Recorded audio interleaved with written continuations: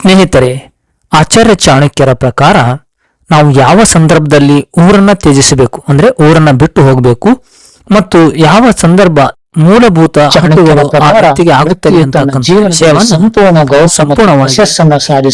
ಸಂಪೂರ್ಣವಾಗಿ ಹೇಳಿದ್ದಾರೆ. ಅದರ ಬಗ್ಗೆ ನೋಡೋಣ ಬನ್ನಿ.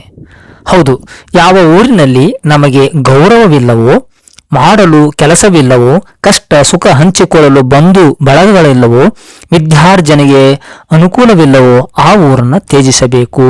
ಗೌರವ, ಕೆಲಸ, ನೆಂಟರಿಷ್ಟರು ಮತ್ತು ಅವಕಾಶ ಇವು ಪ್ರತಿ ಮನುಷ್ಯನ ಮೂಲಭೂತ ಅಗತ್ಯತೆಗಳು. ಇವು ಇಲ್ಲದ ಜಾಗದಲ್ಲಿ ನಾವಿದ್ದುಕೊಂಡು ಮಾಡುವುದಾದರೂ ಏನು ಎಂದು ಚಾಣಕ್ಯರು ಕೇಳುತ್ತಾರೆ. ಶಾರೀರಿಕ, ಭಾವನಾತ್ಮಕ ಹಾಗೂ ಬೌದ್ಧಿಕ ಅಗತ್ಯಗಳು ಎಲ್ಲರಿಗೂ ಇರುತ್ತವೆ. ಅವು ವ್ಯಕ್ತಿಯಿಂದ ವ್ಯಕ್ತಿಗೆ ಬೇರೆಯಾಗಿರಬಹುದು. ನಮ್ಮ ಉಳಿವಿಗೆ ಹಾಗೂ ವಿಕಾಸಕ್ಕೆ ಅವು ಬಹಳ ಮುಖ್ಯ. ಹಾಗಾಗಿ ನಮ್ಮ ಗೌರವಯುತವಾದ ಬದುಕಿಗೆ ಯಾವ ಜಾಗದಲ್ಲಿ ಅವಕಾಶವಿಲ್ಲವೋ ಅದನ್ನು ತೊರೆಯುವುದರಲ್ಲಿ ತಪ್ಪಿಲ್ಲ.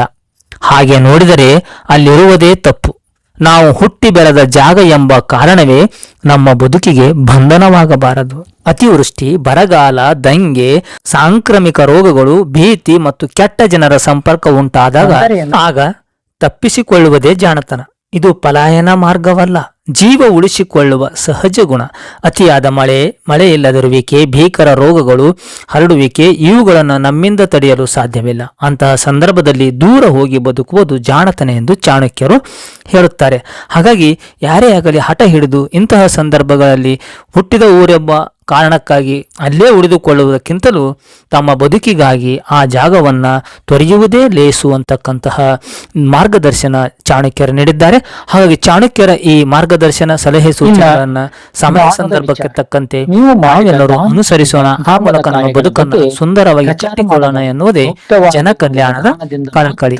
ನಮಸ್ಕಾರ, ಧನ್ಯವಾದಗಳು.